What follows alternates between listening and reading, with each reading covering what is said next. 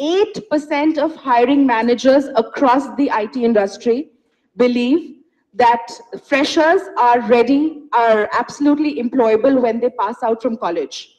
Well, so bad news for industry is good news for candidates with a good skill set. And that is exactly what we focus on here, what industry wants. So we would like to welcome our keynote speaker, Mr. T.N. Hari, and our MD and CEO, Shantanu Paul. So I would like to introduce Shantanu to all of you. Shantanu is the CEO. So Shantanu is the CEO and MD of TalentSprint.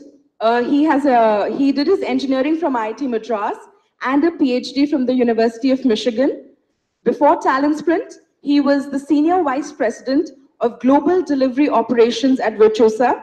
He's an entrepreneur, computer scientist, edutainer, and writer. He's a perfect leader who dons many hats. I'd like to call upon Shantanu to give the welcome note.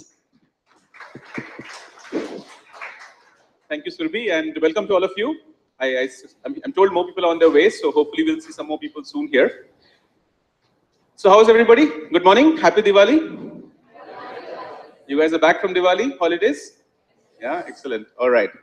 So we are in for a great treat today, and Hari will be introduced soon, but I will tell a little bit about him as I go along.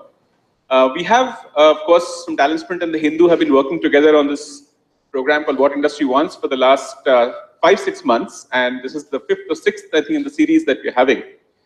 And we started this whole initiative called What Industry Wants because all of you must know that industry is changing. Have you heard that the IT industry is changing? What have you heard? What is changing?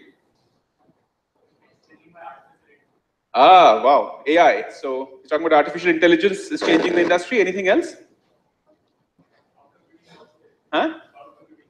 Cloud computing, okay. So AI is big, cloud computing. Anybody else? IoT, okay, excellent. Big data, very nice. Machine learning, anybody's heard of machine learning, which is part of AI? Okay. So clearly all these technologies are changing the industry, and with that change, there is a huge change in terms of the kind of people that companies want. And we felt that what is better than having top leaders of software companies, tech companies to come and speak to you and give you a chance to understand how each of these companies are thinking about talent. Because all of you coming out of college, I presume all of you are final year students? Many of you, most of you. You are going to graduate and you want to enter the industry. That's why you're here. But this is the way for you to get some tips and get some real insight as to what companies really want. That's why it's called What Industry Wants. Yeah? So now, for a minute, let's think about how this is going to play out, right? So if you think of the kind of technology like AI talked about, AI is a technology where we say things will get automated. Now, if more and more stuff gets automated, what do you think companies want humans for? What is the need for humans in a world where machines can do most of these things? Do you have any ideas? Huh? Supervise machines? Maintain the machines? That's a good idea. So who's going to look after the machines? Is that a good answer? Yes? No? Do you guys think it's good that machines are doing a lot of work? Yes? No? Yes? Yes, very good. See, all of us like machines, automation when it comes to consumer. Like if you look at an app, you use an app to order food. Some of you might use Swiggy or whatever, right? Familiar with Swiggy? Yeah. So Swiggy is an app. You don't ever call a person to say, this is my order, because when you talk to human beings taking orders, they make mistakes. But you put in Swiggy, it comes fast, it's correct. You don't have to worry about any of these things. So we like it when automation happens because as a consumer, we enjoy this automation. We like the automation. We don't like talking to silly people who can't take orders, right? But now, when we're thinking in terms of talent, when we have to get jobs, have to get employed, the automation becomes potentially a threat because more machines doing good work means less people required. So I will just tell you a few stories on this because I was thinking about the kind of people that I remember, and some of them even Hari knows. But I thought of 3 people because over the years, people like us, we have been in industry in various companies and we met thousands of young people. But some people stand out. So I was thinking, in a world of automation, who are some of those people that I know that will always be in high demand, right? And why are they such? So I'll give you some examples of that. But 17 years ago, I knew a guy called Saurabh. He's now in the US. When I first met Saurabh, he looked like just any of you. But when I started talking to him, and I asked him, he he said, I want to go to the US. Can you take me there? Because I used to at that point work in the US. So I thought, okay, one more young engineer who wants to go to the US. But I asked him, why do you want to go to the US? And by the way, he had a BSc in physics, 50% marks. So he was not really an engineer, didn't have high marks. So on the surface of it, I was not sure that he could succeed. So I asked him, why do you want to go to the US? And he said, my goal is to become the best programmer in the world. Right? He said, my goal in life is to become the best programmer in the world. So he came along with me at that point. Today, he's the principal architect at IBM. He's one of the most highly paid engineers in IBM. He's won multiple high impact awards. Right? So if you think about that, what he had was ambition. Now, ambition cannot be automated, as an example. If you have very high ambition, you can think big. If you can think in very big ways, it's hard to automate away your abilities. Right? So people high ambition can't be automated. Example. We don't know how to automate ambition, as an example. Right? No machine will ever say, I want to be the best something in the world. Right? Only humans say that. Right? Another example is somebody I know from 10 years ago, and this is in Virtusa, where Hari and I both were together. So there's a guy called Prajakth. And I remember a situation when we got a big project from JP Morgan Chase, and we're setting up a team, and this whole project was supposed to be 60-member engineering team to be set up. And the specification of the customer was, we want really good Java experts on this team. And Prajakth was a young engineer at that time, maybe 2-3 years out of college. And we built this team for 1 month, 60-member team, all Java engineers, really good. And exactly 1 month before the launch of the project, the customer came back and said, sorry, no Java, only .NET. So what are the options? Remove this team, start again. One option. But Prajakth was the team leader. He came and told us, we will all retrain ourselves in 1 month. We are Java experts now. In 1 month, we'll all be .NET experts. And he built the best .NET team. Hello, welcome. Yeah. And he built the best .NET team within a month. Right? Now, where is Prajakth today? 10 years after that event, Prajakth is now a vice president at Oracle. He's a VP at Oracle, right? He's probably 33, 34 years old, but he's a VP at Oracle. Why? Because he had something called courage, determination. You can't automate determination, right? These are the skills that will get you the success, because no machine can demonstrate that determination to say, we will retrain ourselves in 30 days to build a completely new team with a new set of skills, right? The third example I have is an example of a person who's 3 years out of college. This is a person by name Harshita. She was one of our students in TalentSprint in a college called IIIT Women's College in Hyderabad. Anybody from that college here? There we go. So Harshita was the first batch or second batch, or first batch, I think. And we remember doing this program called Women in Software Engineering, WISE. And she was doing a project, and our instructor, Ashokan, told the students that I need one student who will learn a brand new language called Haskell in 1 week, write a small project in that new language Haskell within the same week, and present the whole thing back to us after 7 days. So within 7 days, pick up a new language called Haskell, which is a functional programming language, do a little project in it, present everything back, and get a grade. Essentially gave it as a big challenge. And nobody signed up except Harshita. I remember being in the presentation after 1 week. She could have fooled us all. She could have basically, at that point, her knowledge of Haskell was amazing, right? She proved to us that you can learn a new language and code in it all in 1 week and become a master, build up some mastery in it. So she's a person I would say, just like the other two, like Saurav and Prajakth. Harshita is somebody who's now at SAP Labs. Yeah, she got picked up at SAP Labs with amazing salary immediately afterwards. But why was she somebody that companies always want? Why would industry always want a Harshita? Because she had curiosity and confidence. You can't automate confidence.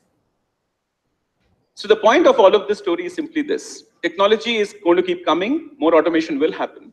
But if you build certain skills, some examples I just gave you, but there are many others, and I'm sure Hari will tell you some amazing stuff on this. The real point of it is that end of the day, companies need great talent. No matter how much automation happens, talent is always a premium. Somebody who's really good at something will always be in high demand. That's the confidence you must all have going into this. So I'll now end by introducing briefly about Hari. Surabhi will do a proper introduction, I'm sure, but I will just tell you my experience with Hari. So Hari and I, he's actually been somebody who's worked in companies like Tata Steel in the beginning of his career. He's an IITian, he's an IIM graduate, so IIT Madras, IIM Calcutta, Brilliant guy, one of the best guys I ever worked with in terms of intellect. And I'm sure, as you hear him speak, you'll know what I mean.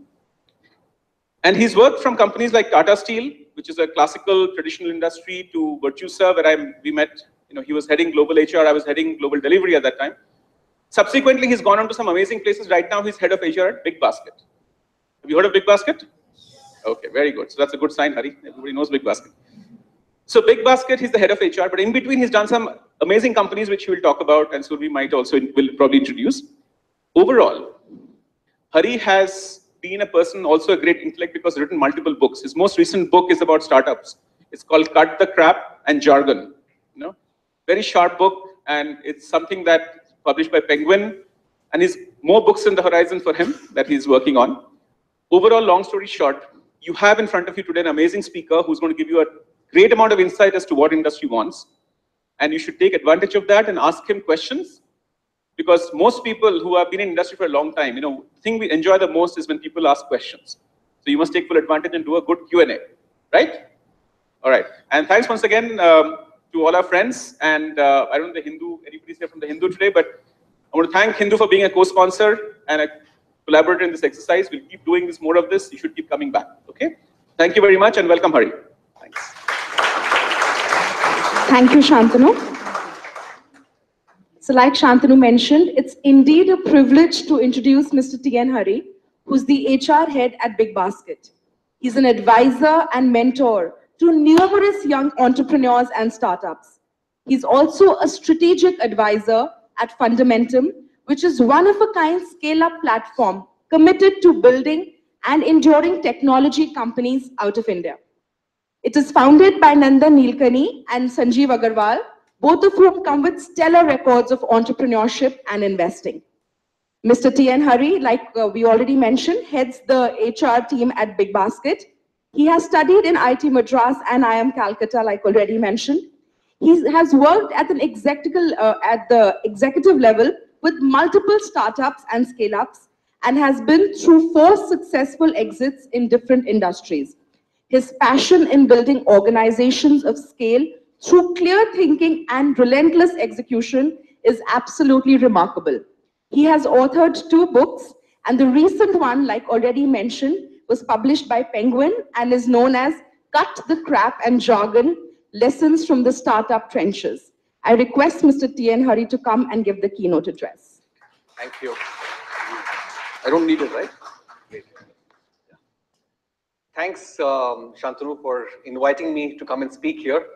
So over the years, I've developed a lot of respect for Shantanu, both at a professional level as well as at a personal level. So it's indeed an honor for me to come and speak to you. So what I'll do is, I'll talk a little bit about my own journey and then open it up for questions. I'll also use a few slides to explain a few concepts, but then we'll have an interactive session. Is that okay? We'll keep it as interactive as possible. So I started my career, or rather in school I was interested in science, so particularly physics. So I thought I should pursue science and study physics. But then I realized that you can't really make a living or make a great living by pursuing science in India, unless you decide to pursue it in the US. So I changed track a little bit and thought, let me do engineering. And that's how I prepared for engineering and got into mechanical engineering at IIT Madras. That was my dream, actually, studying mechanical engineering at IIT Madras. And then after that, those days, the IIMs didn't necessarily insist on work experience. So back to back, I went to IIM Calcutta as well after that.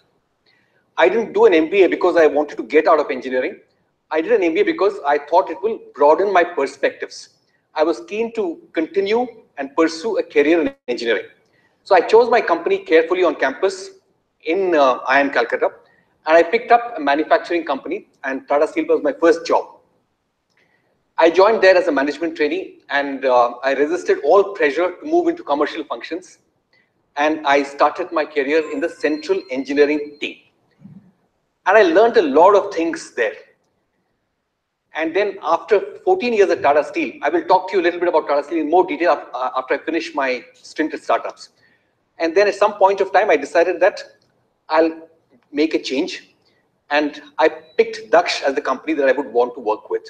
I interviewed with Daksh and I found the founders super. And I thought that's the place I'd like to be. So the last 15 years have been with a string of startups. And startups have been an entirely different journey as compared to the first 14 years. Very, very different.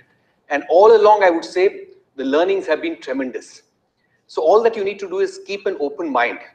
So for example, in my startup journey, I worked for somebody who was 16 years younger to me. The person was by name Raghu. He was my boss at Taxi for sure. That in itself was an exciting learning. You know, it's not very easy to even think of working for someone who is 16 years younger to you. But I did do that, and I learned a lot of stuff. I'll share some of that with you as well. So coming back to my stint at Tata Steel. So I'll just tell you a story, you know.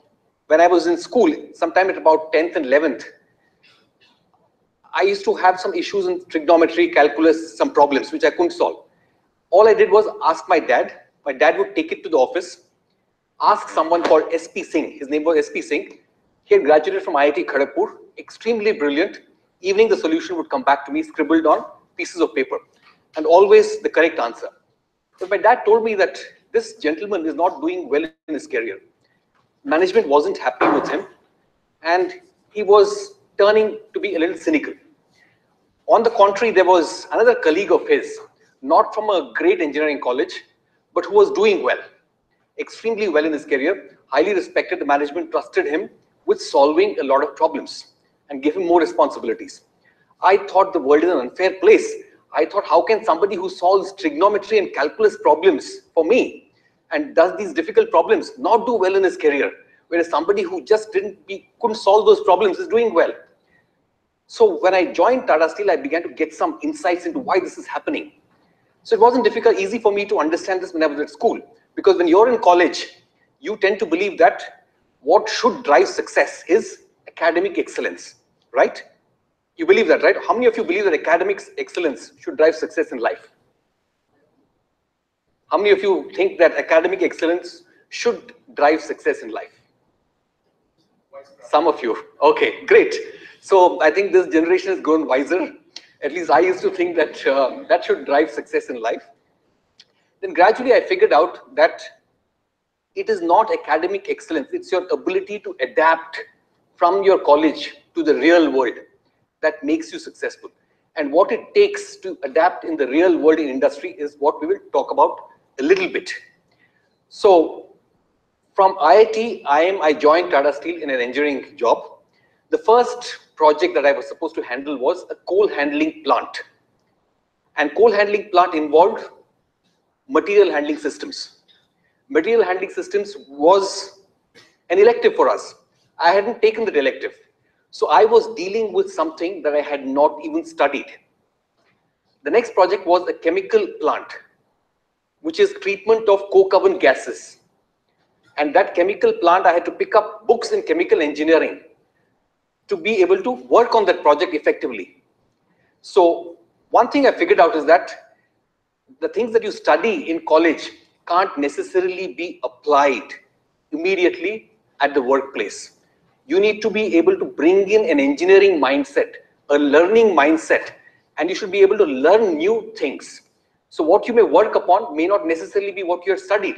I studied applied mechanics. How many of you are mechanical engineers? All of you are IT, mostly? Mechanical, okay, some of you. So you studied applied mechanics, studied heat transfer, studied refrigeration equipment, heat exchangers. Nothing I could apply at the beginning.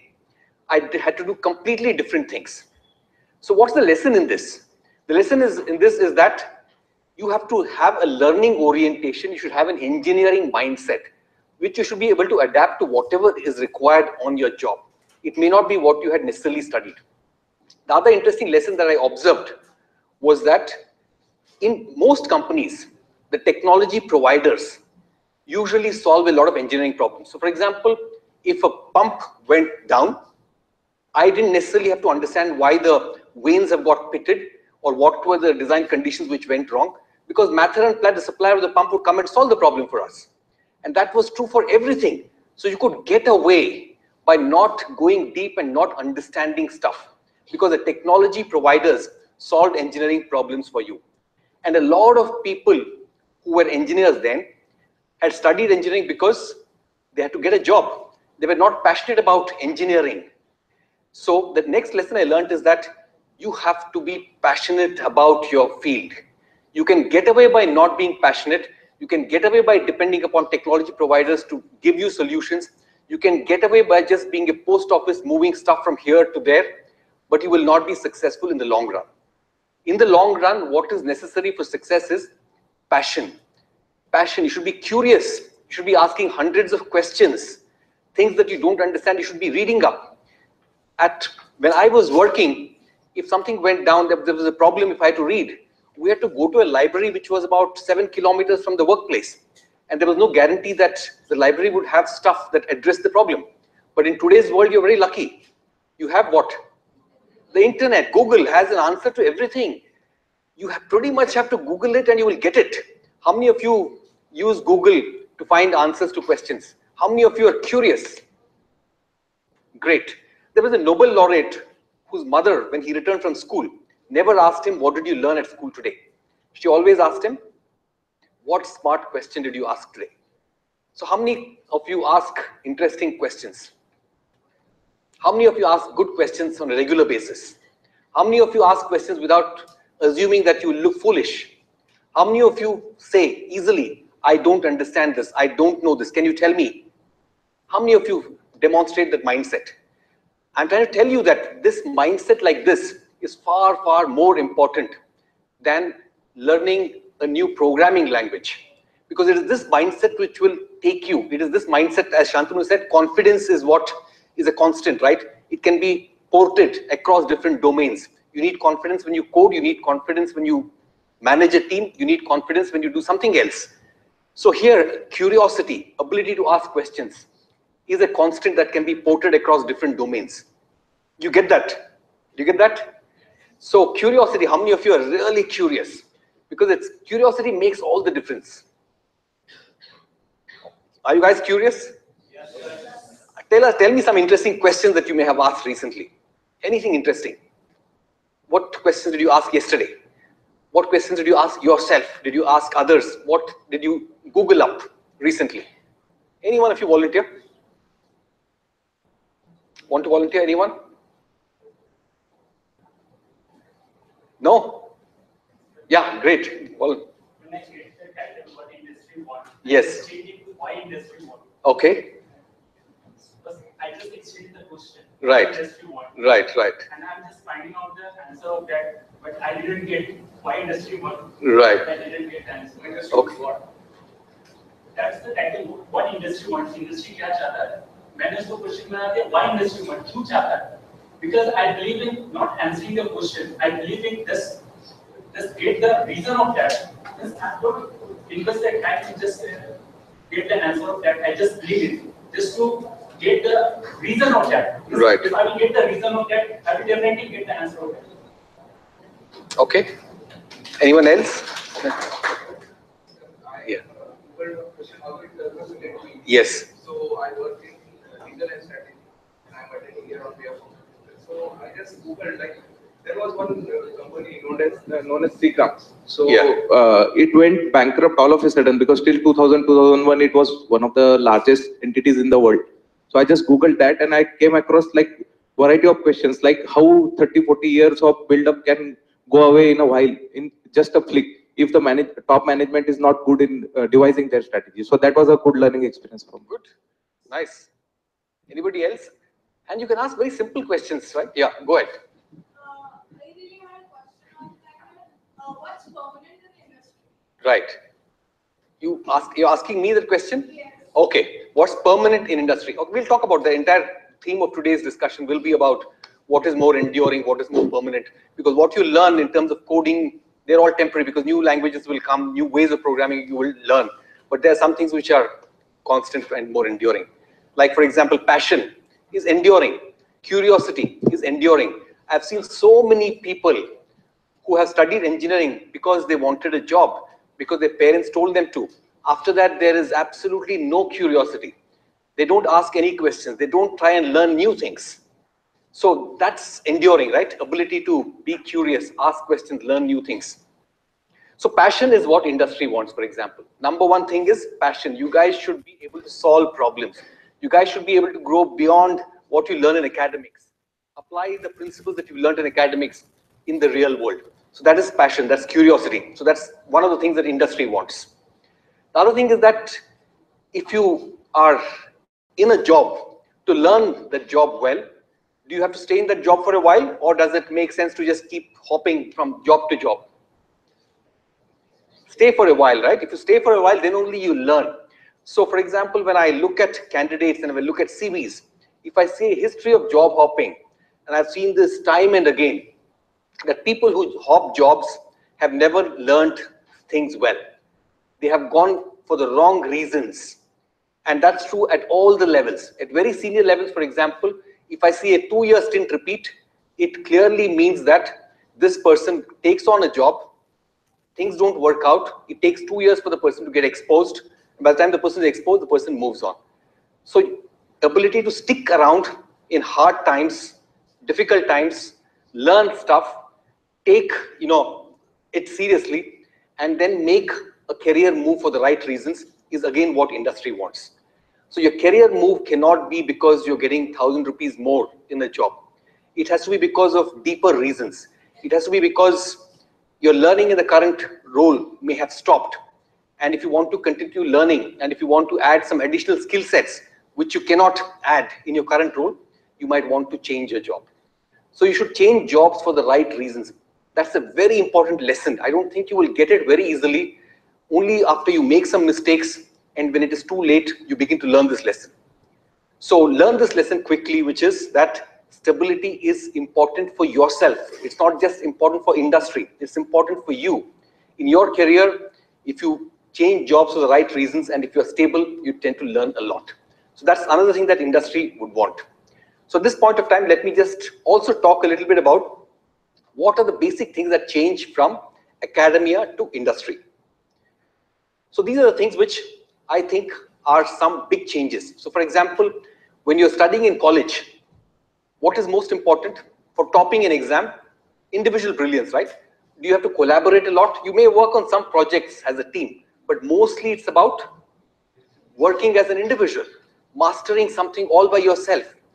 But in a company, it can never happen. As an engineer, I was a mechanical engineer, but I had to work with structural teams. I had to work with the design teams. We had to work with the electrical teams. We had to work with the instrumentation teams. All of us had to work together. So it's ability to work together in a team that makes all the difference. So this is a skill that you're not exposed to. In your first job, you will get exposed to being able to work in a team. So that's the transition that you all have to make successfully. Some of you might find it difficult because you've seen success by being an individual contributor. So that's the story of SP Singh. He could never move from the first step to the next step, which is ability to get along with people and work successfully in a team. The second change is that all of you are answering questions, right? Whether in an exam or in a viva, anywhere. You are asked questions, you are answering questions, right? But at the workplace, there are no questions. You need to ask the right questions. And you will learn over a period of time that asking the right questions is a great skill. That marks the sign of clear thinking. What's the sign of a great question? What are the signs of great questions? Have you seen people in your class who ask good questions? Have you seen? But those questions would really be related to academia, I'm assuming. But in a corporate world, the questions are all about problem solving. So in a group, when you're solving a problem, asking a questions that get you to the root of the problem is being able to ask the right question. If you can ask the right questions, and this is a habit that you can develop with effort and time, which is even in a team group, for example, when you're discussing a project, you will find that some people are asking, why are we meeting today? What problem are we trying to solve? Can we define the problem correctly? So being able to ask those questions gets the group clear focus. You understand that? I don't think you'll fully get it yet because this is something that you will begin to get only after you start working. But I would say just remember these things, and gradually as you begin to get exposed to this, let some light bulbs light up in your mind.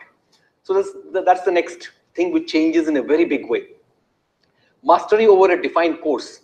You are defining your own course at the workplace. There's nothing like a course. You are defining what you need to do. You are defining what you need to learn.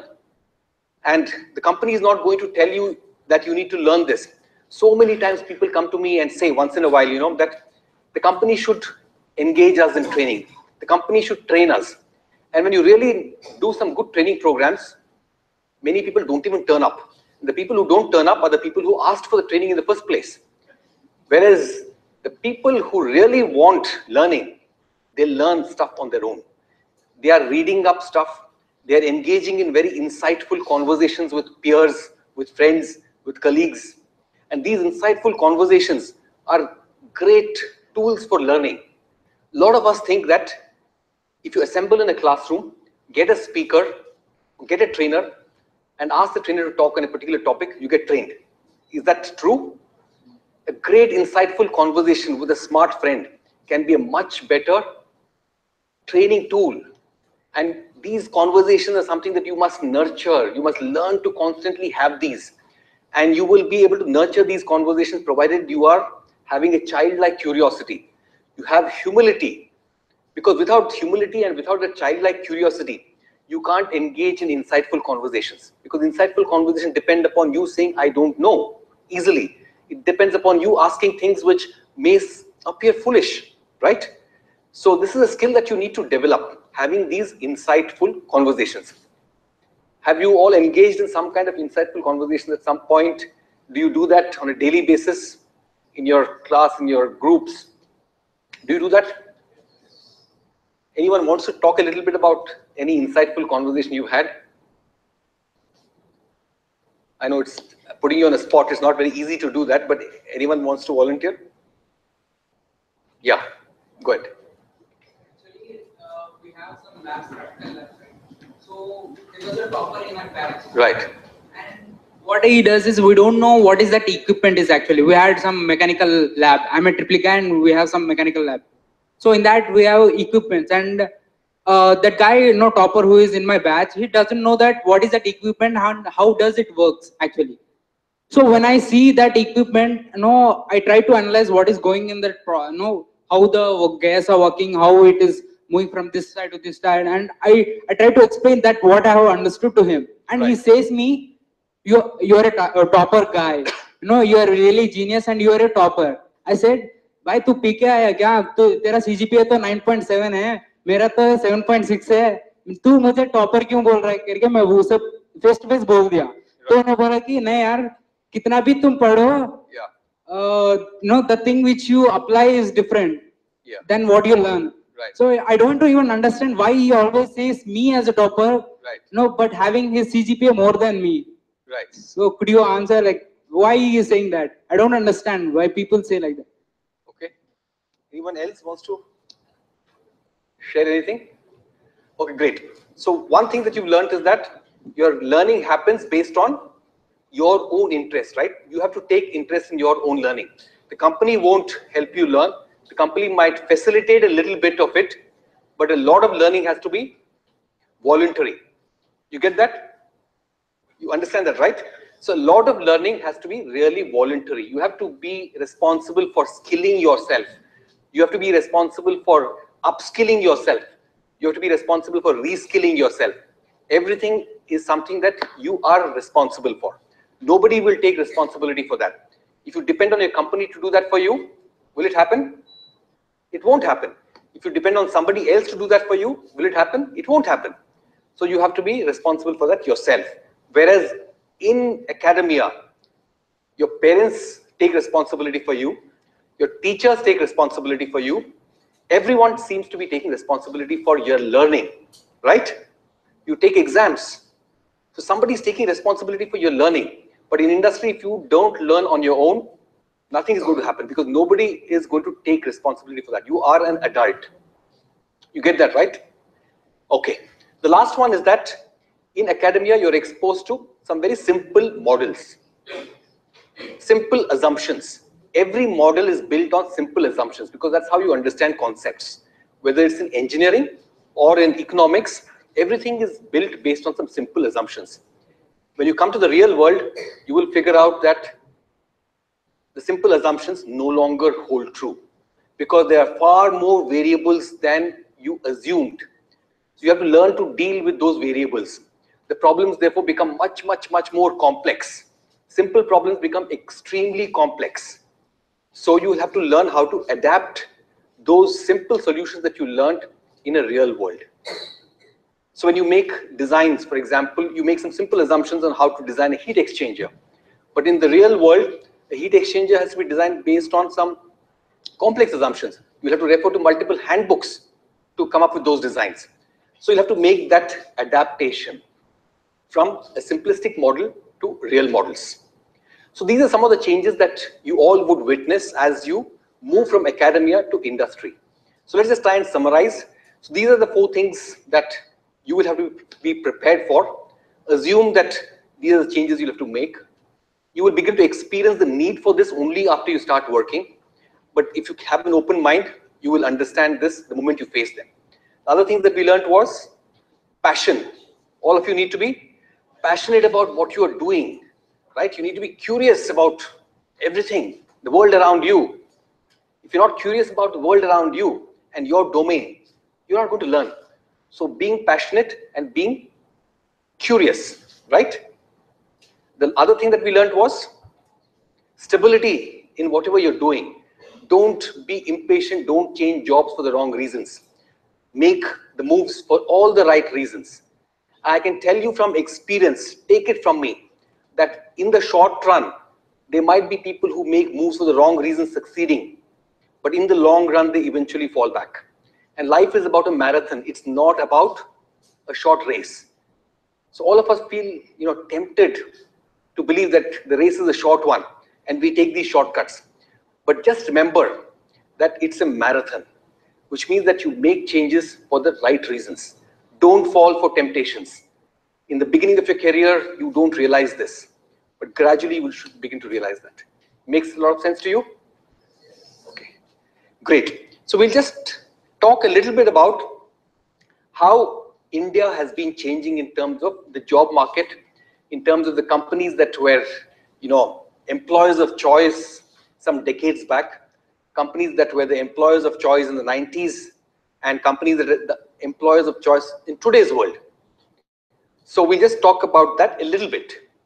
So let's take multiple dimensions. What was the environment in each of these points of time? What were the kind of companies that were employers of choice, and what was the nature of work that was being done? So if you see, that first one is 80s to 90s. I don't know how many of you were even born at that point of time. What's the typical birth year? Post 93, got it. Great. So if you look at that period of time, the environment was a completely controlled economy, right? The economy was a controlled one, which means that it was not very liberal. The government dictated a lot of what needed to be done and how things needed to be done. So the overall atmosphere was highly controlled. And then what were the kind of companies that were there at that point of time? Companies that were there were manufacturing companies. Bajaj Auto was there, Tata Steel was there, Tata Motors were there, large conglomerates and public sector companies. And how was the access to capital? How were companies funded? Through family corpuses or through bank loans. A lot of funding happened through this mechanism, right? And we talked about the employers of choice as well. Let's move to the 90s to 2000. If you look at 90 to 2000, what happened? The economy got liberalized. All of you know that Manmohan Singh and Narasimha Rao liberalized the economy, right? When the foreign exchange funds were running out. So after the economy was liberalized, a lot of good things began happening. And then what were the employers of choice at those point of time? You see, things have moved. It's now Unilever, P&G, Infosys, and then you had these IT services companies. TCS, Infosys, Cognizant, all of these. They suddenly became employers of choice. And this industry, particularly the IT industry, began growing very rapidly, leveraging on the Y2K problem to start with, and then the high-cost geographies realized that India is a source for talent, and a lot of work could be offshored. So it is labor arbitrage which drove this industry. I personally have not been very proud of this industry, but it's given jobs to millions of people. So I think it's been a good thing for India. But broadly, I think labor arbitrage driving something is not necessarily a great thing for talent. Then what happened? Let's go to the 2000 to 2010. 2000 to 2010, you notice that IT services companies then began to take a bit of a backseat. Then you found companies like Google, companies like IBM. IBM set up research labs, set up software labs. Google came to India, Facebook. A lot of Intel, a lot of these companies began doing high-end work in India. They realized that you have some good people and you can not just do low-end services, but you can also do high-end engineering work. So a lot of these companies began setting a shop in India. So these were places where the best brains began working. So these were the companies that began. At that point of time, you also notice that a good number of people who had migrated from India to countries like the US began returning. And why did they return? People like Shantanu have also returned. Why did they return? Because they found that India was doing well, right? It was a great place to be in, great time to be in India. India was not a great place to be in the 80s or even in the 90s, but after that, when the economy was liberalized and a lot of these companies began setting up shop, it was a great place to be. So then you found people returning to India in big waves. So for example, in Hyderabad, when we were staying in Hyderabad, the community that we lived in, almost 80% of the people in that community were all NRIs, because all of them had come back to India, land of opportunities. Land of opportunities was the US, but then India became the land of opportunities. And then finally, 2010 to 2020, you are seeing a startup fever. How many of you have heard of companies like Ola, Cabs, Flipkart, Swiggy? You've heard of them, right? Suddenly in India, everybody seems to be trying things on their own. People are giving up well-paying jobs to start. I never dreamt that this would happen. People are giving up well-paying jobs and bootstrapping for 3 to 4 years at a stretch without signs of being able to get a good salary. They're doing it. Many young people are doing it. People of your age are doing it. People who have not even got a job, still in campus trying startups, startup ideas, startup incubators there in campuses. So students are trying startups. You know what's the age of someone like Bhavish Agarwal? You know who is Bhavish? Bhavish runs Ola, by the way, Ola Cabs. Can you guess what's his age? Yeah, sorry, he might be that age. He might be 28 to 32, that age bracket. So he's running a company that is valued at close to $5 billion or $4 billion at that age. So people have given up cushy jobs to try their hand at entrepreneurship. And a lot of things have come together at this point of time. The VC community has become mature. A lot of companies are placing macro bets on India. After the success in China, they realize that India is the emerging market. With a population of 1.x billion people, this is a great market, great time to be in. New ideas can be tried out, and those who win will win big. So startups have become the craze. How many of you have some idea about the startup environment? How many of you are keen to work for startups? If you go to campuses today, startups are the hot companies to work for. A lot of people give up a Facebook job to join, even a company like an Ola. They would do that. They would join Flipkart. They would give up a job at Google to join Flipkart. That's because they get to be a part of a bigger story. Because at Google, what happens? You're part of an established company, you're part of a great company already. But at a startup, you get a lot of freedom to do things and part of being a bigger journey. A lot of us really are looking for that satisfaction, right? Professional satisfaction comes in not just being a cog in the wheel, but being able to create something, being able to be a part of something much bigger. A bigger thing gives all of us satisfaction, freedom to work, freedom to innovate, freedom to do things. All of that you get in a startup. So 2010 to 20, you are seeing that employers of choice suddenly have become startups. So this is just to broadly take you in the last 32 years, what has happened. Manufacturing, controlled economy, capital being, bank loans plus family corpuses, moved gradually, economy liberalized, Y2K, IT services, labor arbitrage in a big way, thousands of people getting jobs, nothing to be proud of, but very low-end work, but nevertheless work. Hundreds of engineering colleges being set up in Andhra Pradesh, Tamil Nadu, Karnataka, churning out 500,000 engineers every here, and most engineers were not passionate at all. They did engineering because they could command a dowry, they could get a job. So none of them were passionate. And then suddenly what's happening now? IT services is no longer the hot thing. Services itself is no longer the hot thing. We will still continue to be a services-oriented economy. IT services will still be a major, source of the GDP. But still, they are not the places that great people will want to work at. So that has changed. So IT services is now cooling off a little bit.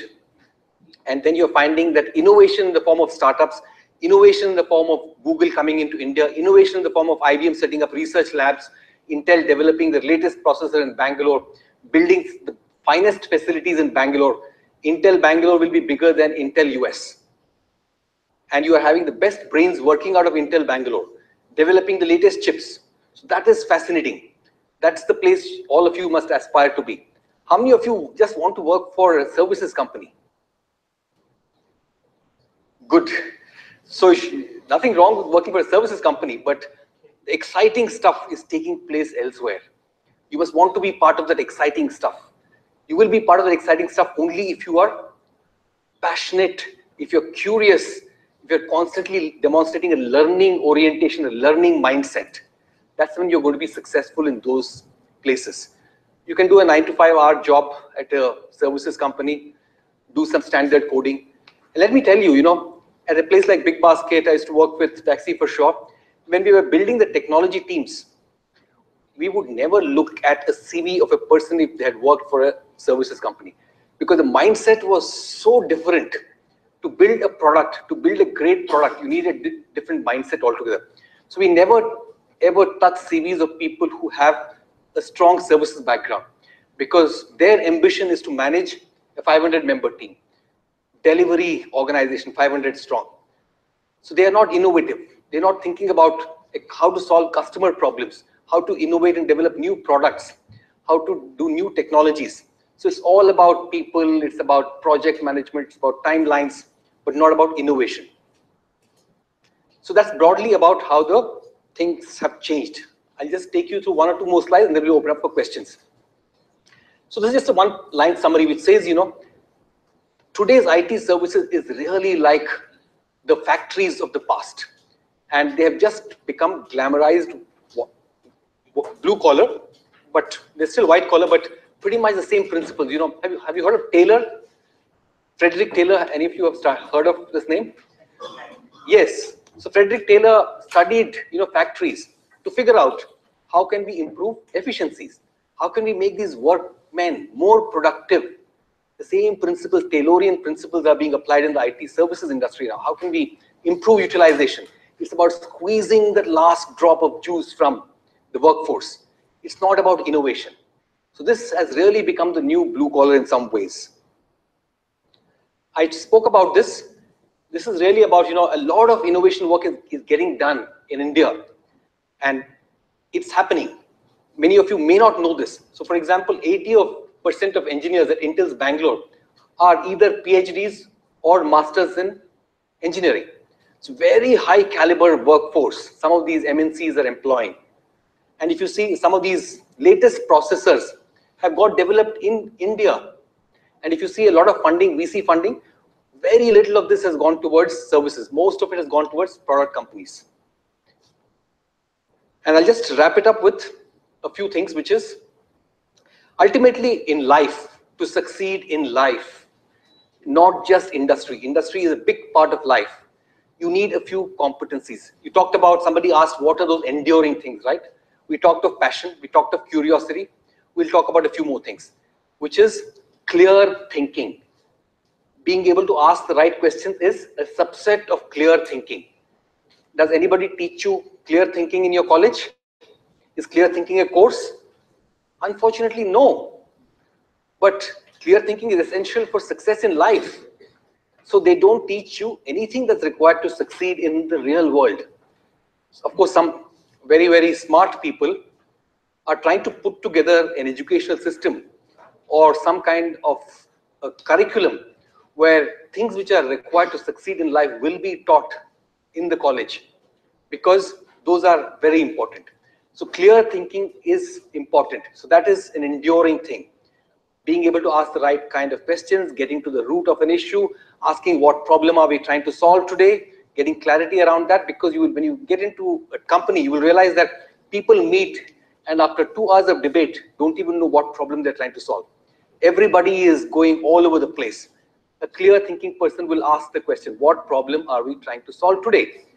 That will force people to define the problem. The next thing is self-awareness. What do you understand of self-awareness? How many of you are self-aware individuals? What's the meaning of self-aware? Yeah, you raised your hand. You're self-aware. Great. So tell us a little bit about what's the meaning of self-aware. Yes. Self-awareness is really knowing yourself, knowing what you're good at, knowing what you're not so good at is self-awareness. So is self-awareness important? Why is it important? Why is it so important? Because we get to know where are we up to and what are we up to. Correct. If you're self-aware, you will know what you're good at and you will try to be better at that. You will not aspire for things which you're not good at just because that what you're not good at pays better, right? So self-awareness is truly very important. So how many of you are self-aware? Rate yourself as self-aware. Great. So if you're self-aware, then ensure that you do things that you like. Try to find jobs that play to your strengths. If you're good at technology, don't take up a marketing job. If marketing is not of interest for you, just because it pays you better, don't take a marketing job, right? Because over a period of time, you will get burnt out. Have you heard this phrase, getting burnt out? How many of you have heard the phrase, getting burnt out? What is the meaning of burnt out?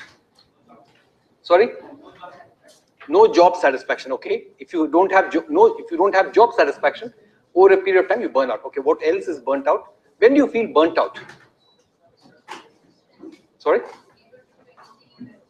When do you feel that, get the sensation of being burnt out? Sorry? Correct. When do you get stressed out? Exam time you get stressed out. Okay? Correct. When you're not satisfied with what you have achieved. Okay? Basically, getting stressed out and getting burnt out is when you are forced to do things day in and day out that you don't enjoy. If you are asked to do some things that you enjoy, will you get burnt out? You will get energized. Working hard doesn't burn you out. Working hard on some things that you don't enjoy burns you out. So self-awareness will help you there. It will make you seek out things that you're good at. It will help you avoid things that burn you out. Because if you get burnt out at 35, you can never recover. Other thing is communication and influencing. When I was, young, I used to think these are not important skills. As long as you knew calculus and trigonometry, why is communication important? Only the people who didn't understand calculus were the smart guys who communicated and somehow, succeeded in life. But the point you'll realize soon is that communication is an important skill. Ability to influence people is an important skill.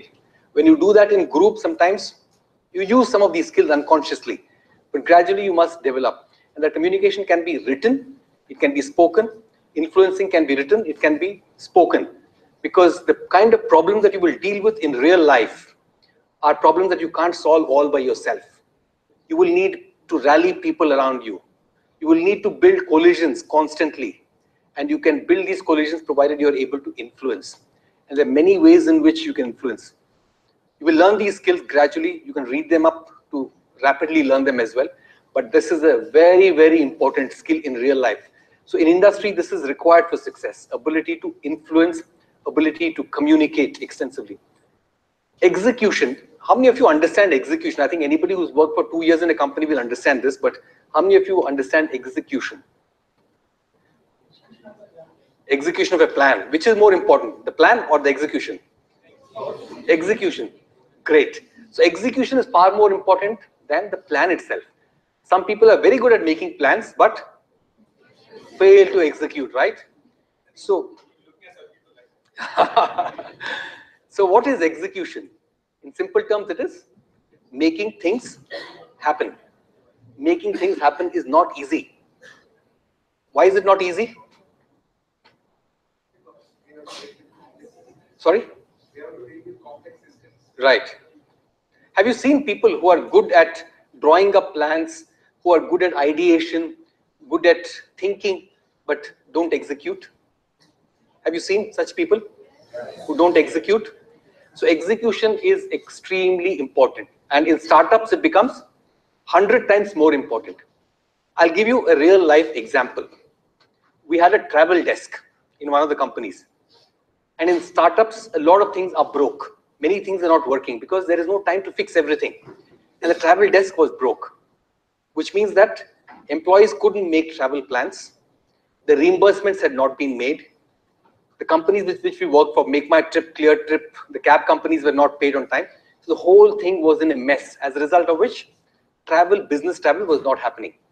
So there were two ladies that we called to help us fix this. Both were part of the team. One person's response was, why should I clean up the shit that other people have created? In what way will it help my career? If I do this, will the company think of a special bonus for me? How will it add to my CV? Those were the questions that one of the persons asked. The second person's approach was, tell me when do you need this fixed? The response was, it needs to be fixed ASAP. Can I get any resources? No, you can't get any resources. If you want, go and hire some interns. And this person actually fixed this in 1 week's time. And what this person did was execution, whereas the first person was very, what will it do to my CV? Yeah, negotiating. What will it do to my CV? It is not strategic. What do I do? So those kind of people will sooner or later not work out, especially in a high execution atmosphere. The second one quit the startup and joined the strategy planning team of a very large company and is working on a 5-year strategy plan. Whereas the person who took up the job is running operations in the startup at the young age of 25. So that's the difference. Execution makes all the difference. Making things happen. That's not easy because it's easy to sit in a chair and think. Other is customer orientation. You don't realize this till you work, which is, it's not just external customers. It is internal customers. It is stakeholders. When you ask somebody who pays you your salary, if they answer correctly, they understand this question. Because a lot of people will say, the company pays me my salary. Is that true? Who pays you your salary in a company? Shareholders, the customers, all of these people, right? So they are your stakeholders. If you're working in one team and if you're providing a service to another team, who's paying you your salary?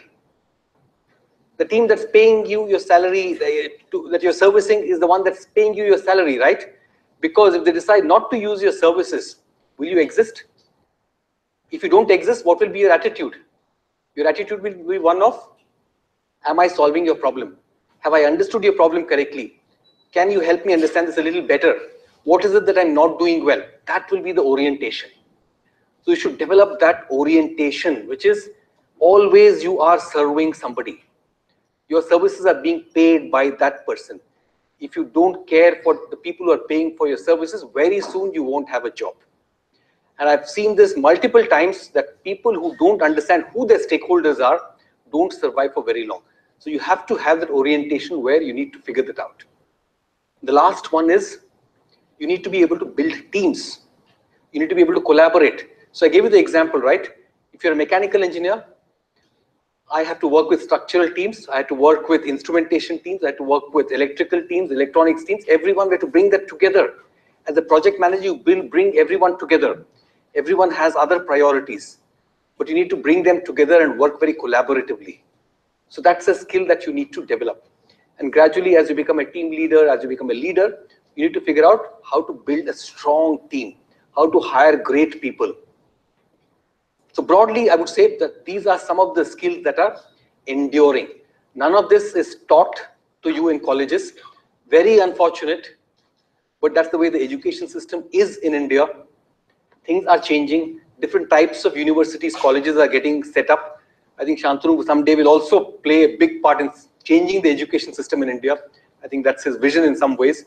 So we will see things changing, but at this point of time, life is what it is, which is you are taught your domain. If you're studying mechanical engineering, you're taught heat exchangers, you're taught this, you're taught that, everything. The simplistic models you're taught and thrown out into the real world. The real world is very different. So you need all of these skills. So these are things that are very important. So we talked of passion, we talked of curiosity, we talked of a lot of things, stability. So these are things that you should keep in mind. So let me just ask you one question. Who is responsible for your learning? Yourself, right? Is there anybody else? No. You're responsible for your own learning. You'll have to figure out what new skills to learn, what new skills to develop. So we'll just conclude with one or two sessions. I'll just take a minute maybe to just tell you a little bit about this, but it may not be completely relevant for you. But it's an interesting point of view about one type of talent, which is India is a very young country, right, in terms of demographics. Do you understand that? Very young population. One of the few countries in the world to have very young population. Whereas countries like Japan, today even China, US, they're all aging. Correct? Is that a good thing or a bad thing? Is it a demographic dividend, as people call it? Or is it a problem? Problem or an opportunity? What is it? So it can be both. It depends upon how you manage it, right? So here also, can you imagine Japan, which is growing old so rapidly? Can they manage without a young workforce to help the old? From where will they get the young workforce? From where will they get? They have to get it from countries like India. So here again, there are some very interesting people working on how to facilitate this between governments. Because there's always a resistance, right, in some countries that people from other countries come and take our jobs. But the point is that an aging population cannot depend on themselves. They need support. So Indian workforce needs to migrate to these places. If you just look at some reality, between now and 2047, which is every year 10 million people get added to the workforce. 10 million is not a small number at all.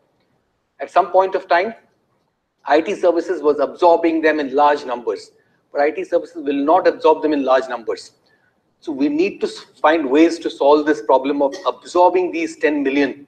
And this is an extremely difficult problem, but the good thing is that a lot of smart people are working towards solving this. So as somebody said, it could be a problem, it could be an opportunity. It depends upon how you deal with it. The last one is that change is not necessary for life, it is life. Alvin Toffler, heard of Alvin Toffler? So you agree with this? The change is life. You know, it's not that you need to adapt. Life itself means change, constantly changing. How old is the human race? Roughly. How old? Homo sapiens. 40,000 years, 1 lakh years, in that range, right? So coming to agriculture, it took so many years. After agriculture to industrial revolution, rapidly. Industrial revolution to modern technology, rapidly. Then the internet. What changed? Can you see the world changing around you? Internet, when you place an order on your app, how does the whole thing get communicated? The payments happen all seamlessly, going through wires, wireless. You don't even know. It's almost magical, right? It's almost magical.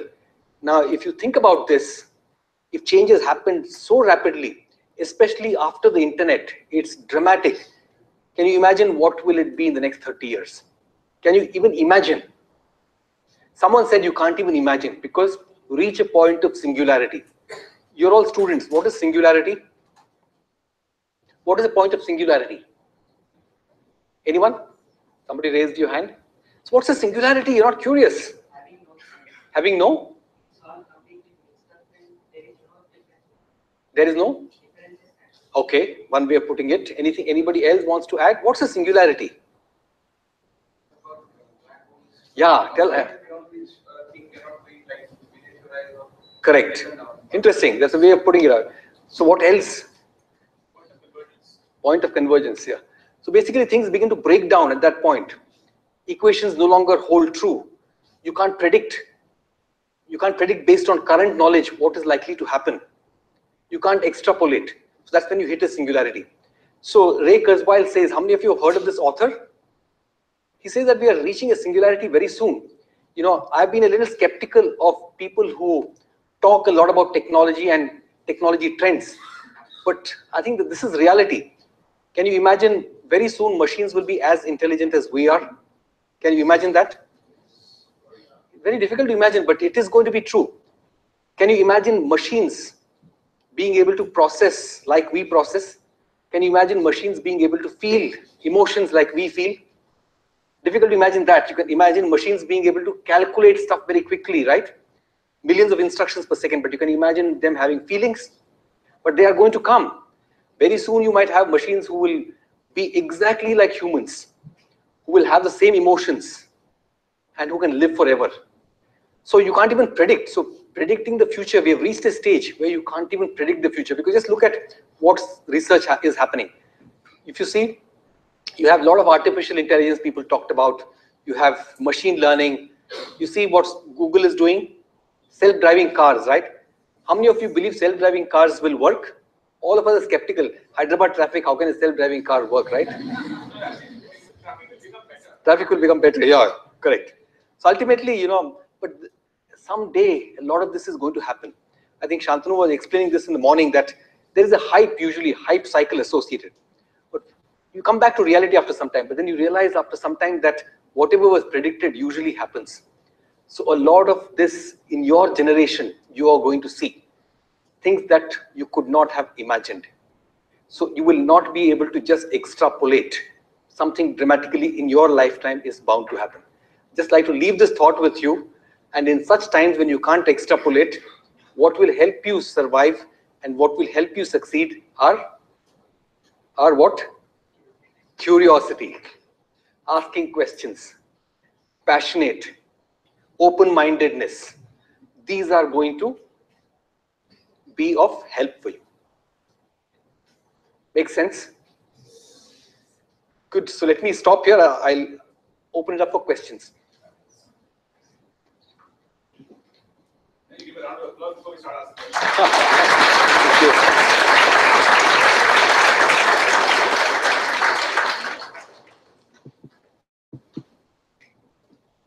Yes. Someone break the ice. Just because I have some questions, and he's used to my questions for many years. So. Very difficult to answer his questions. No, actually, I want to tell you the story. Yeah, please. Right, and then I want you to help us, help everybody understand how to kind of address this. Right, it goes back to the point of curiosity. Yeah. So just a session like this, maybe last month when we were having the previous speaker.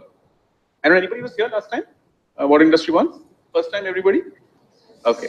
So last time or the year time before, I asked a question which I'll ask all of you again, right? How many of you use WhatsApp? Wow. No, it's a deliberate question. Is there anybody who doesn't use WhatsApp? Raise your hand. No? Okay. Yeah, that's usually the case. Everybody uses WhatsApp. Now, how many hours a day do you think an average person of your age, not you guys are good guys, but your friends, right? How many hours a day do you think your friends are using WhatsApp? Average person, your friend, how many hours a day on WhatsApp do you think they're spending? 5. Did you say 5? 2 hours? How many people think it's 2 hours? Raise your hands. 3 hours? Raise your hands. You're being very nervous now. It's not you guys, it's your friends I'm talking about. Right? Okay, so the average time, we know the data, average time is about 2.5 hours. The average time spent by a 22-year-old, 21-year-old person in India is 2.5 hours. Now, how long have you been doing this? Last 4 years at least? Right? WhatsApp, 4 years old. So 4 years times 365 days times 2.5 hours, if you do the math, how much is it? Anybody can quickly calculate? No, it must be thousands. Yeah, so let's say 1600 times 2.5. So at least 3,000, 4,000 hours. Yeah, 3,000 to 4,000 hours. Each of you have spent, not you, your friends, have spent on WhatsApp in the last 4 years, 3,000 to 4,000 hours. Now, do you agree that WhatsApp is software? Okay, it runs on a server somewhere? Right. So what programming language do you think it is written in? Yeah, good. What's your name? Mohammed? Imran. Give him a chocolate. What language? What's the answer? Erlang. E-R-L-A-N-G. He's the first guy who's answered this question, by the way. Give him a round of applause. Wow. So now, think of it. You are engineers. You have been using a piece of software, which is technology, for 4,000 hours, and you have Google at your disposal to search, but people haven't asked the question, what is this piece of software that on my life depends on? What is it written in? So this is the point, and I've seen this time and time again, right? It makes me ask the question that why are we having trouble with curiosity? Yeah. And I want you to help us, maybe the students, what can you do? What can you practice on a daily basis or a weekly basis to improve your curiosity? Because as you said, it's the most critical piece of the puzzle. Right, right. So this comes back to, how do you develop some skills? So let's assume I'll give you an analogy to start with. Yeah. An analogy is, let's say you are not a people-friendly person. Let's assume for a moment that you don't know how to get along with people and people don't like you. If you want to change that, what do? You can't go through a classroom training for that, right? So you can start in a small way, which is start smiling at 10 people and keep account. Did I smile at 10 people today? You can keep account of that. Let's assume that you are not a person who's assertive, and assertiveness is required for success. How do you develop assertiveness? Just think about it. How do you develop assertiveness? Simple tools. If you're going for a meeting, go prepared for that meeting. You know why? Because if you go prepared, even an unassertive person tends to develop some degree of assertiveness, because assertiveness comes with sometimes knowledge and confidence. Another way to develop assertiveness is tell yourself, I'm going to state my point of view in the meeting today. I will state it, come what may. And gradually, when you begin to do this, it becomes a habit. So in some ways, I think curiosity is about you ask yourself, I will keep asking questions. I will keep account. I will ask 3 questions every day, good ones. And over a period of time, I think when you realize that there are benefits in asking questions, you start learning a few things, then that begins to feed on itself. So that's the way I would see it, which is develop any habit in small ways. Ask, like for example, anything which seems very obvious, you never felt like asking, ask yourself that question. So I don't have a great answer for this, but it's just about starting small. Curiosity, I think, is about asking questions. That's the way I would see it. Okay, now ask a question. Are you guys curious? How many of you are really curious? Sir, as you are having background of engineering. Yes. But why did you get into HR? Why did I get great? Good question, actually. Nice question. So I actually worked in the field of engineering for about 11 years. And in a company, what happens is that sometimes you realize that your effectiveness increases when you work in cross-functional teams or cross-functional areas. So at that point of time, the economy was liberalized, and some countries and steel companies in those countries began dumping steel in India at below our cost prices. So it was a question of survival for Tata Steel. So we had to figure out, what do we need to do? How do we cope with this? What do we need to do differently? How do we need to restructure? Do we need to create a profit orientation? Do we need to kill the concept of lifelong employment? So we got in McKinsey to help us with this, and we brought in an internal team to work with McKinsey. So I was part of that internal team, and a large part of that work was really about restructuring the company in a very fundamental way, about evaluating people and getting young and dynamic people into leadership roles and changing the culture in some ways of the company. So that was exciting. So gradually you realize that, it's not just calculus which is exciting. I told you when I was in 11th and 12th, I always thought, if you knew calculus, you are the coolest person, right? Success should be yours. But then you realize that engineering is also something like that. Success comes with many other things, and you develop interests over a period of time. So I developed broader organizational interests. And for me, once I moved to startups, HR has been a placeholder in some ways. I do a lot of things other than HR as well. So it's been exciting. So it's given me an opportunity to do many other things. So do you miss that? Engineering days? So actually, in some ways, you can say yes and no to that. I do still enjoy science and engineering. The way I fulfill it is not through a career, but my daughter is, for example, preparing for engineering entrance exams. So I sit next to her sometimes, and she asks me a lot of questions in physics. And IIT preparation isn't easy, right? But I am able to help her very effectively for the simple reason that I am still in touch and I'm still passionate about physics. So whether it's about mechanics, kinetics, dynamics, Maxwell's laws, I still am completely in command. So I fulfill a lot of my passion in that way. So I still have Feynman's lectures in physics. I've kept those. A lot of it I don't understand, but I still read them once in a while. I recently understood that electricity, electromagnetism, actually, magnetism and electricity are actually one and the same in some ways. It is the relativistic effect of, an electric field which makes it manifest as a magnetic field. So understanding all these, I keep an interest, but not as part of my career. So I fulfill that beyond outside my career.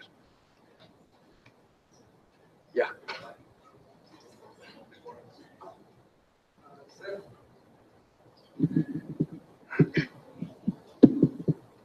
Sir, based on your vast work experience in different industries, do you think that organizations of today appreciate curiosity? And like most of the companies, like I will not name anyone individually, but some of them have a strict work culture of need to know basis. Like some employees do not have access to some aspect. So taking out the confidentiality aspect, do you think that a curious mindset is like the today's industries, do they fulfill the curiosity in a young person's mind? Yeah, so the way I'll answer this is that there are good places to work and there are not so good places to work. But you should do what is the right thing always. Let's just take that confidentiality part out and kill it first. So their need to know basis is not about curiosity at all. It's about you don't need to know somebody else's compensation, for example. You don't need to know it, but some HR person may need to know it, the manager needs to know it. So you don't need, that kind of curiosity is not the right kind of curiosity. We'll talk about the right kind of curiosity. So right kind of curiosity, I think, is a good habit. Irrespective of whether every company in this world appreciates this and rewards it or not, it's a good habit to have. And good habits always pay off in the long run. In life, you will deal with people who are not necessarily great. You will deal with managers who are not necessarily great, who will not encourage curiosity, who will want you to say yes to whatever they tell you. But is that the right thing to do? As I said, always, sometimes bad behaviors result in short-term gains. But don't look at the short term. Look at the long term. And whatever gets you success in the long term is what you must go after. And curiosity is something that will get you success in the long term.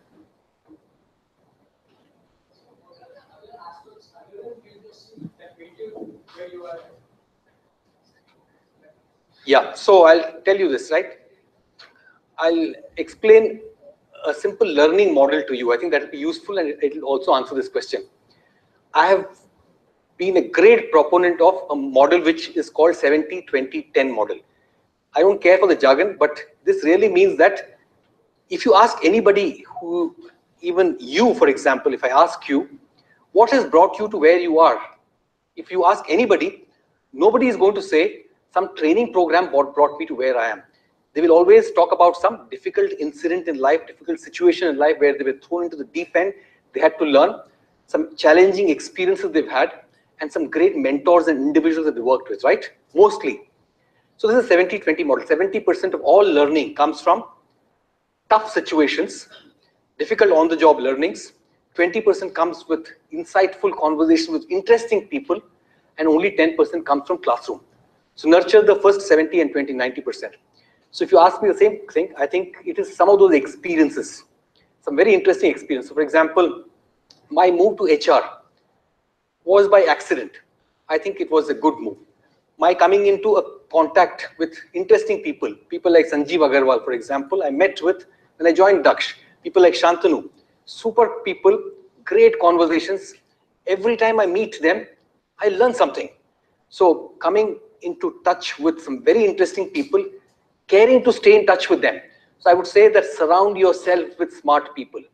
Surround yourself with great experiences. That will get you good things in life. So if you meet some good people, stay in touch with them. Keep those conversations going. Learn new things constantly. Look out for great experiences. Take risks. Because if you take risks, then only you will get to do some tough things, right? If you don't take risks, you will end up doing the mundane stuff. So you might fail sometimes. But today, everybody is talking of failure being a very important foundation for success. Yes, you agree? So take those chances, I would say. Meet interesting people, look for experiences, take risks. Sir, being fresher, is it better to go with a well-established company or a startup, sir? I would not be able to answer this question correctly because it depends on you, I would say. So, well-established companies give you some advantages, some things, and startups give you some advantages in some things. It depends on what you are looking for and what is you think will be the best fit. So, for example, a large company will allow you to work in a risk-free way, give you a regular salary, maybe also help you learn a few things, but it may not teach you risk-taking. It may not teach you, it may not provide you a very fast-track career. For example, in a startup, if you do well, the sky is the limit, because a startup, especially if it grows rapidly, and if you do well, you will be promoted up very rapidly. But you could also end up in a startup which is not growing, in which case it might be shut down, right? So there's a risk. You might go up the path very quickly if you do well and the startup does well, or you might end up with a startup which falls flat. But a larger company might give you more stability. So I think it depends upon you as a person. My own bias would be personal bias. I would love to work for startups. Startups are my passion. Yeah, go ahead, just go ahead. Huh? Yeah, I think you should. Yeah, you should say that. You understand. Yeah. No, I was just saying that not to jump on this, but if you look at an axis, risk and reward, right? You understand graphs, right? 2 by 2 metrics. Risk on one side, high and low. Reward on the other side, high and low. If you join a very established company, you are joining a quadrant called low risk, low reward for your career. Yeah. If you're joining a startup, it's high risk, high reward, right? So if you just figure out, if you're a person for whom high reward potential is very important, you want to take chances, then you should go for a startup. If for you low risk is very important, that I don't want to take too much risk, rewards I don't care, but I don't want to have any negative surprise, then an established company might make more sense. But I think the world is moving towards, like for example, he said, if he has to recruit people, he will always look for people in the high risk, high reward quadrant. He will not punish them for failing in a startup. He will say, this guy must have learned a lot, so we'll hire them. Yeah, very nicely put. You all understood that risk reward 2 by 2? Yeah. Yeah.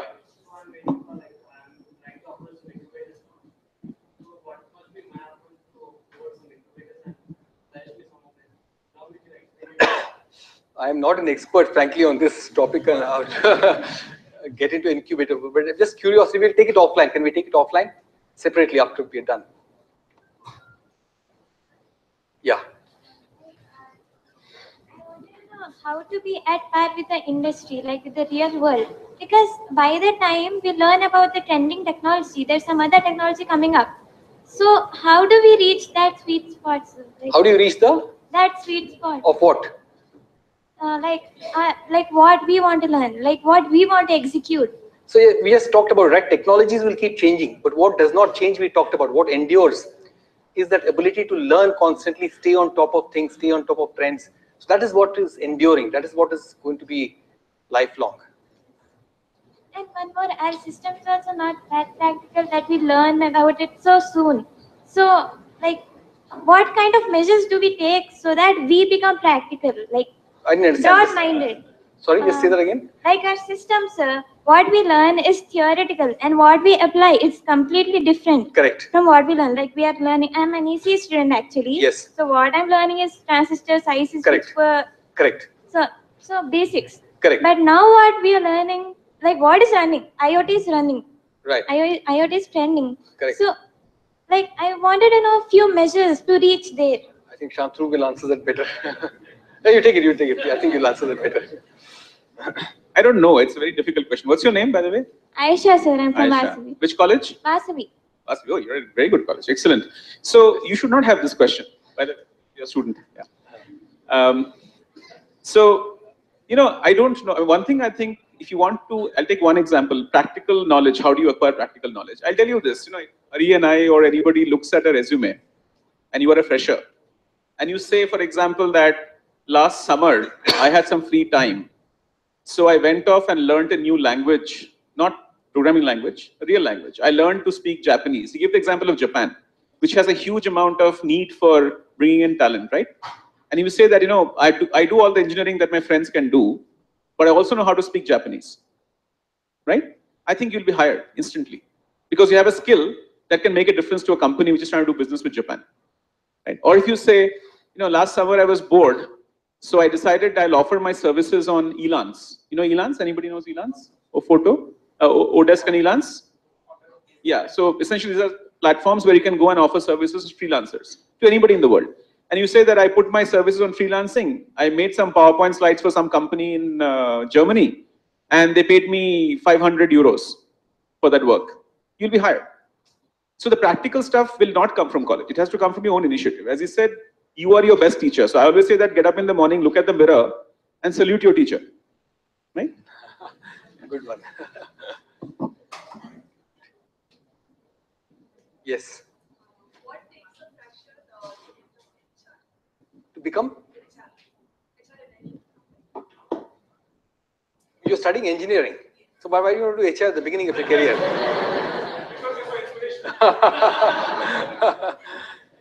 So I would say that if you studied engineering, take up an engineering job. HR is something, I don't know why you would want to do anything at all. So if you've not studied HR, you don't know anything about HR which will excite you, right? So like you suddenly wouldn't want to do law or become a lawyer, right? So HR is something that you will get exposed to when you're working for a company. At that point of time, maybe you might figure out you like it, you don't like it. So you should make a move at that point of time. I don't think you should even think of it in the beginning.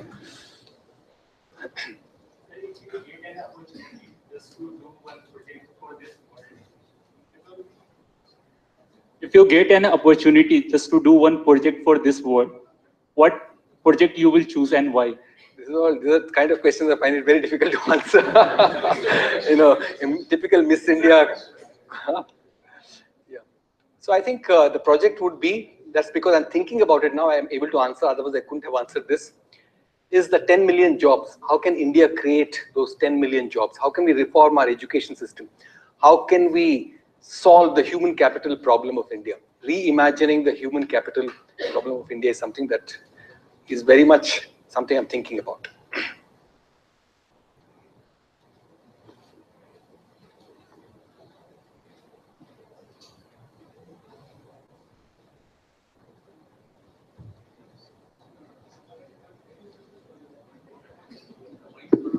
Yes. First of all, I thank you for TalentSprint for giving data opportunity. Which is when you start, as we go fresher in any company, which is important, curious or attitude? Curiosity is a kind of attitude. Not, sir. Sorry? I think attitude is like some people like wake up early and pray. The day before exam, they do the prayers to the God that I will get I will achieve the first rank in exam. And I think that curious is doing as an self-interest. I'm interested in gaming, so I used to play the games. Right. As an attitude, when the exams comes, I pray the God to get a first rank or top marks in exam. Okay. When we join in a company, which is an important. Sorry? Praying to God is always important. So I'm an atheist, so I don't subscribe to that.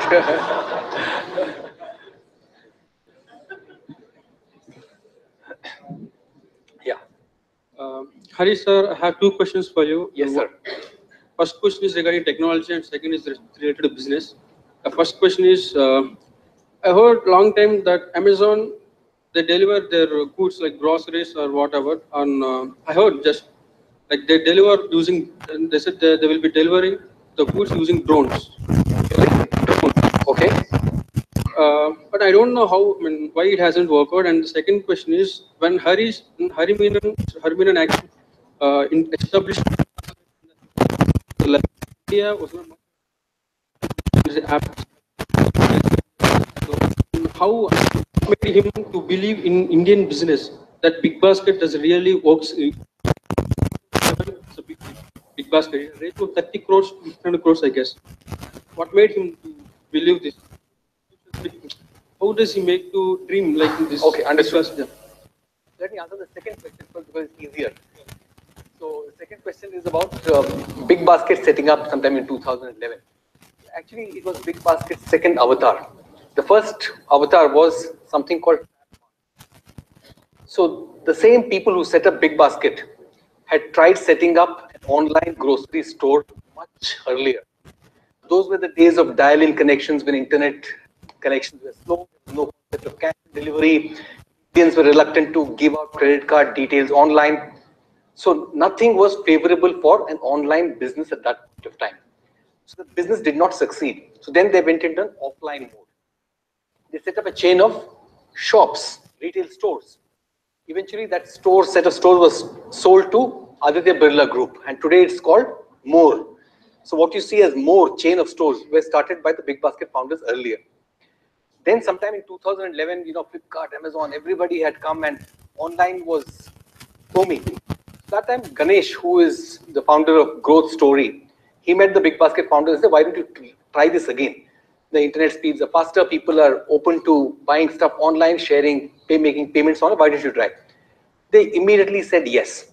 So I think the second time around, it was a success because of changing attitudes of people and changing technology. So I think that is the reason why it was successful. And I think the fundamental thing that BigBasket did, which was different from a lot of others, was that the founders were really grounded. They believed BigBasket is a retail company and not a technology company. There's a big difference between the two. Because if you are thinking that you're a technology company, then you will run the business very differently. You will build it very differently. Whereas if you believe that you're a retail company, then you will assume that technology is there just to enable the business. So that's the way they built it, right or wrong. That's the assumption with which they came. That's the background with which they came. And it's done reasonably well. Coming to drones, I don't have an answer because when it comes to futuristic stuff and technology, why things haven't taken off, I don't know about that. Maybe I don't know if you have a view, Shantanu. So drones, I think, it's like the same thing. It'll take 2-3 cycles to get the model right. The idea is very powerful. Just like you can have somebody from Swiggy come and deliver food to your house, and you can see them on the app, right, on a bike. Or you see how Ola or Uber sends a car, you can track the car. I think the future is that Amazon will say that your package has been dispatched. You can track it on an app. You'll see it coming, and suddenly it'll show up at your door, and it'll drop it, right? So the idea is like a helicopter drop, but it's a technology thing. Now, the problem today is that the Indian government has a law that says that you cannot have drones flying above a certain height. It's a fairly low height, like less than 20 feet, I'm told. So therefore, the fear is that there'll be damage, accident, there will be stealing of drones, there will be all kinds of problems. So companies are not able to figure out how to make the drones function at such a low height of travel. But that will change with time. Technology will improve. So again, like Hari said, one round of companies will try and fail. Then they will learn something from it. Then there'll be some new innovation that will make it work. So we don't know when it will happen, but it sounds like, if somebody told you 5 years ago that Swiggy will deliver food a certain way or Uber and Ola will come to your house within a few minutes of ordering, you would have all laughed because we've seen taxi business for hundreds of years. It has been one way, right? You had to book 1 day in advance. Now we book 3 minutes in advance. So don't underestimate what change can happen. But it may not happen in one round. It may take 2-3 cycles for it to happen.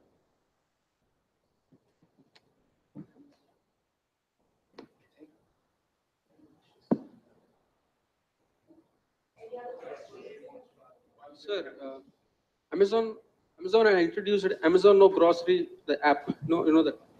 BigBasket is Amazon has now BigBasket in 2011 back. You don't have any competitors in this market. Now you have Amazon, but how you guys are still able to run this business? Is there any you call? So I think you heard the David and Goliath story, right? You have not heard of that. Okay, that means Amazon is like a Goliath in this space, which is a very large player. They have done this in the US for a couple of decades. But grocery is something we believe that they are also learning. They have also not mastered this art of grocery because grocery delivery is very different from other deliveries. So for example, in grocery, we have our own inventory. I think I'll take a long time answering this question, but customers value a few things, which is fill rate. So for example, if you order 25 items, if you get 20 items, it's no use, right? Because for the remaining 5, you have to go out. So it's very important to be able to supply all the 25 items. And we can do that only if we own inventory, we have inventory management techniques. And this is a very thin margin business relatively. And to run a thin margin business, you have to run operations very tight way. You have to manage write-offs, manage inventory well. So this is something that it takes time for learning, and we think Amazon is still learning this. So we are doing reasonably well, and very soon we will be tying up with another big player in this space. So I think it will be a battle of two equally strong players.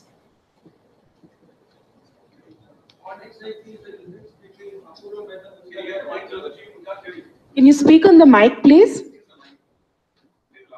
Yeah, I know. Not a So what exactly the difference between Apurva Mehta's Instacart in New York?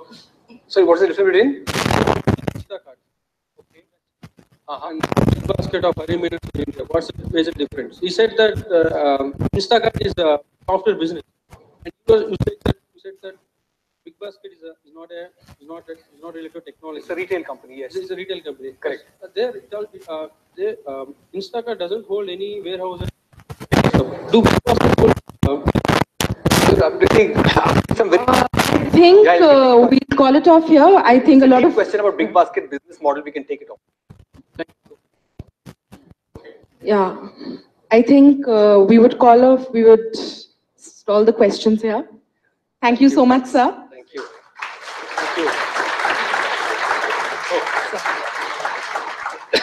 We would like to thank sir for sparing time on a weekend and flying down all the way from Bangalore only to address this gathering.